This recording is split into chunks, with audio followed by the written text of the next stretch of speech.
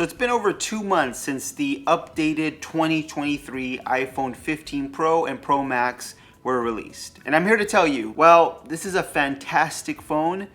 It's still just the same old iPhone, which isn't a bad thing, but it's just not exciting as it used to be. When it comes to the iPhone, it stands out in 3 areas, in my opinion: performance, display, and camera. Let's start off with the display. The iPhone 15 Pro Max has a great display. No one can argue that. But there's nothing really new about this display. It's pretty much the same display as last year's iPhone 14 Pro Max. It's a 6.7-inch Super Retina XDR display with ProMotion, and it has an outdoor peak brightness of 2000 nits. Pretty much the same as last year's iPhone, which isn't a bad thing. This is a solid display. I would say it's one of the best displays on any smartphone available now, but there isn't anything really new or game-changing about it. It's just great.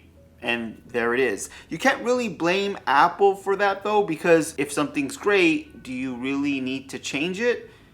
They just haven't added anything different to the display. If you're purchasing a smartphone simply because of the display, you're probably better off going with the iPhone 14 Pro Max from last year because you can get that same display for cheaper. Now, I would say this is one of the best displays on the market because ProMotion just makes everything feel buttery smooth, at least when you have it paired with iOS and how those fluid animations work. In my opinion, the ProMotion display just feels a lot more smoother and quicker than other 120 Hz displays. Now, I wish Apple would take more advantage of the 6.7-inch display and give us some true multitasking features with iOS. Maybe that's still to come in the future, but we've had these large displayed iPhones for a long time now, and nothing that really takes advantage of that display size. But when it comes to watching content and doing other things on the iPhone 15 Pro Max, this is gonna have one of the best displays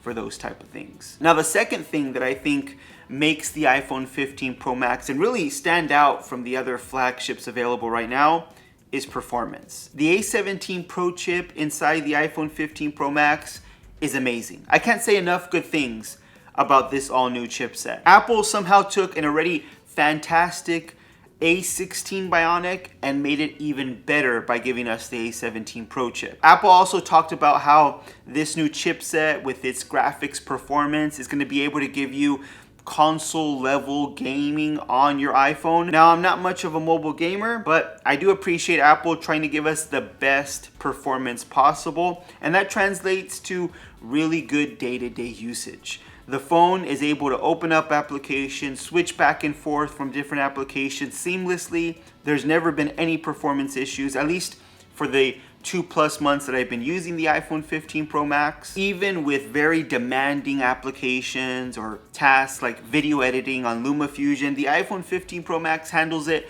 without any hiccups. This is literally the best performing smartphone that I've ever used, and I'm really happy that Apple is continuing to push that level when it comes to just mobile processing and graphics performance. Now, when it comes to battery life, that's another really strong point for the iPhone 15 Pro Max. It has amazing battery life. It can get me through a full day with no issues.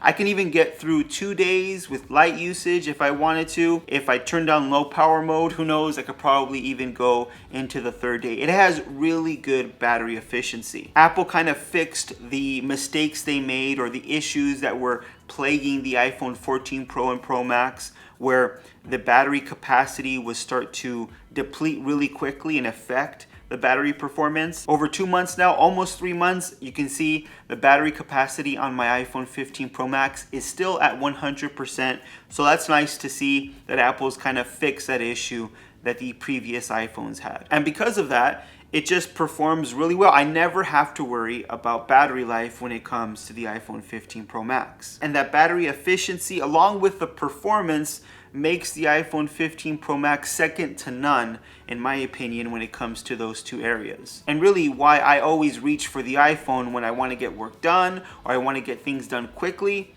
I always go and choose the iPhone 15 Pro Max over the other smartphones that I've been using lately. Now, when it comes to the overheating issue that was popping up when this phone was first released, I never had any of those overheating issues with the iPhone 15 Pro Max. I haven't had any since I've used the phone day one. Not sure if that was maybe a software bug on certain units or what it was, but I haven't had those overheating issues. Of course, the phone, if it's doing very demanding tasks, it's gonna heat up, but it hasn't been a problem where the phone is so hot that I can't even use it. Nothing like that. Performance has been great, no issues when it comes to those things. Now, before I get into the third area that I think makes the iPhone 15 Pro Max special, let's talk about the build, and specifically the new build material that Apple decided to put with or include on the iPhone 15 Pro Max. And that's titanium. I love the choice of titanium here, replacing stainless steel. I really liked how stainless steel looked,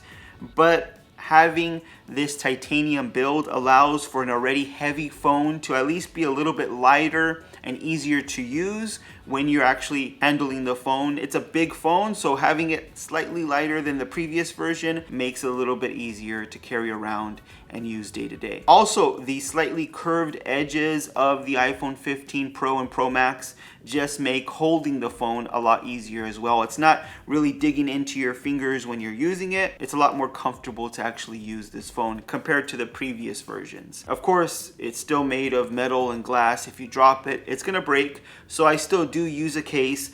And my favorite case that I've been using for the past couple of months, really since day one of getting this phone, has been this case from the sponsor of today's video, Andar. This is the Aspen from Andar, and it's a full grain leather case that looks amazing, feels great, and it's just an all-around amazing case for your smartphone. It doesn't take away from the amazing design of the iPhone 15 Pro and Pro Max. In fact, I would say it adds to that. You have some metal buttons on the side that are really clicky. You also have a ring around the back camera, a metal ring that protects those camera sensors on the back. So if you accidentally do drop your phone, it's gonna have that protection there for them. And it has MagSafe built into the case, so you can still use all your MagSafe accessories like your MagSafe wallet, your MagSafe charger. All of that's gonna work like it normally would with the Aspen from Andar. This is the brown color from Andar, and honestly, this is my favorite color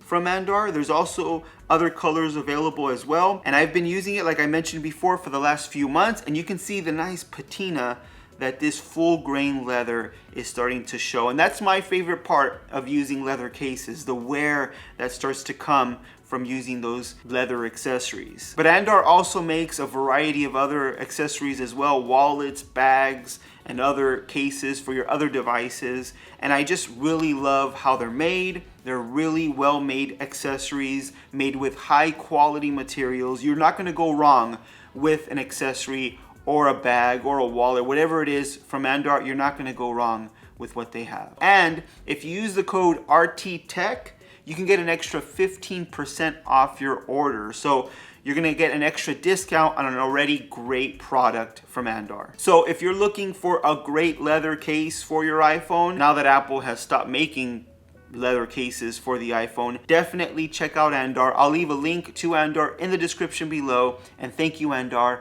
for sponsoring today's video. But now let's get into the third area that makes the iPhone 15 Pro Max special, at least in my opinion, and that's camera. Hands down, this is my favorite camera on any smartphone right now. The iPhone 15 Pro Max is able to capture real detailed photos, true to life photos, and I really appreciate that. Portrait mode on the iPhone continues to be one of my favorites, and video is still the best on the iPhone. Apple continued to improve an already great feature on the iPhones even more with the iPhone 15 Pro Max. You have a triple camera system just like last year's iPhone 14 Pro Max. You have a 48 megapixel main wide angle camera, a 12 megapixel ultra wide, and a 12 megapixel telephoto. And it's just an all around solid camera experience. You have that new 5x optical zoom with the 15 Pro Max. And I know other smartphones have better optical zoom, but I'm not gonna take anything away from what Apple's doing here. The 5x zoom for video and for shots is really impressive. It's very detailed,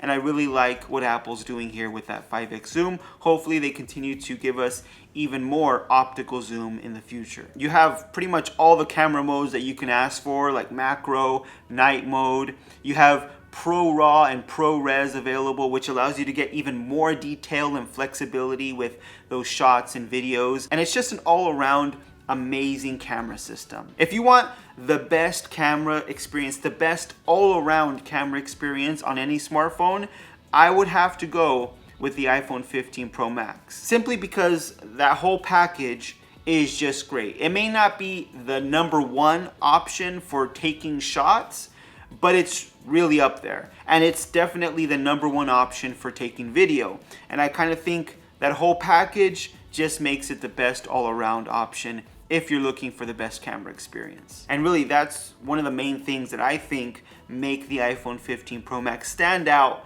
from the other flagships available now. Now, Apple also announced a few other features with the iPhone 15 Pro Max, like the action button. But I'll be honest, I thought I was going to use the action button a lot more, but for the past 2 to 3 months, I've noticed I've kind of forgotten about the action button. I started by programming it to the camera to open up the camera, and then I didn't really use it, so I decided to program it to the flashlight. Didn't really use it. I tend to forget that the action button is there, and I always just end up using the camera shortcut or the flashlight shortcut that's already on the lock screen. I guess I'm kind of used to using those buttons that are there right in the lock screen. The action button doesn't really change how I use the phone. When it came to the mute switch, I never really used it. I left it on mute and never changed it, but that may not be the case with you. If you have an iPhone 15 Pro or Pro Max, have you been using the action button? Let me know with a comment down below. Maybe it's just me, but that's been my experience so far. So it's nice to have those features, but it's nothing that's really gonna change how you use the phone, or something that you're gonna really miss if it wasn't there, at least in my usage. Now, the USB-C, that has definitely been one of the best features of the iPhone 15 Pro Max. Being able to use just the same charging cable that I use for my iPad and my Mac is just the best thing that Apple could have done.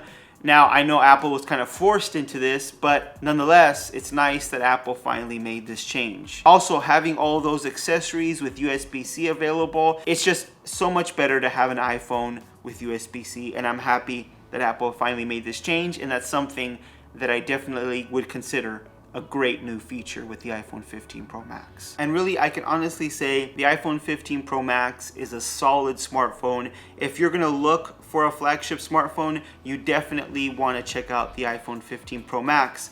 But there's nothing really exciting about the iPhone 15 Pro Max. It's really the same solid, great iPhone that we've had for the last few years, and there's nothing different. I wish it had a folding display, because that new form factor makes it interesting. Really, once again, it's a great iPhone. It's always gonna be a great iPhone because that's what Apple does, and hopefully we get something that kind of changes up what we're used to when it comes to the iPhone in the future. But what do you guys think? What's your favorite feature with the iPhone 15 Pro Max? Is it at the top of your list for the best smartphone you can buy right now? Let me know with a comment down below. If you like this video, please give it a thumbs up. If you want to see more videos just like this one on tech news, reviews, and opinions, make sure you subscribe to the channel. Hit that notification bell so you don't miss any of our new videos, and I'll see you on the next one.